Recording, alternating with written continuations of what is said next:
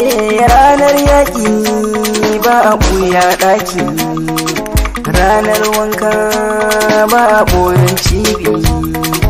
Ta faru tunda ta faru har yanzu ba mu gane ba.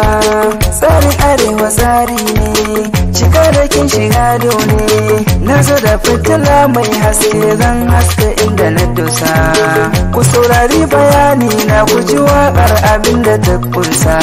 Mu mabiyanku ne, attajirai har da malamai, sarakuna shugabanni mu talakawa na kuni.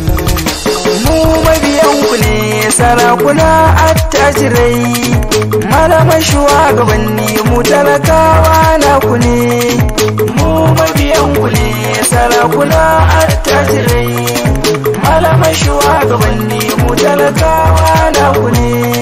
Da sunan Ubangiji zan fara sarki mamallaki, mai yau da gobe gatan bawa mai bada arziki. Sannan in yi salatin annabi manzo mahaskaki. Allah ka sa sahabbai har ahali ya maɗaukaki. Tallaka tsare shi sharrin mai cuta ko munafiki. Mu mabiyanku ne, sarakuna attajirai, malamai shugabanni mu talakawa na ku ne. Nai sallama salamu alaikum na zo da baitika, saƙo na zo da shi yau mai girma gana haskaka. Zance na gaskiya ne za mu yi harbi cikar baka, kowa ya buɗe kunne don ya ji hanyar da na riƙa. Ni ya cikar jiki sai mu haɗa hannu mu taimaka.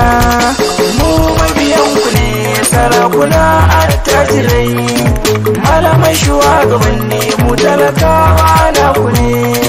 Na bincika cikin tarihi na duba zamani, na yi tambaya ga masu dalili duk sun sanar da ni.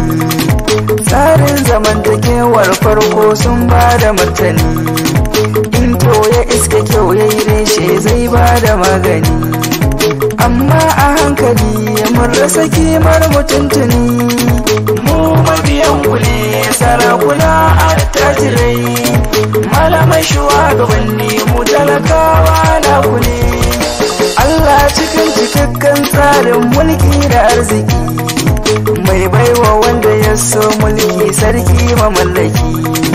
Shi ke azurta wanda ya zaɓa a gari cikin tsaki, mai ba da ilimi ga wasu mu Allah mamallaki.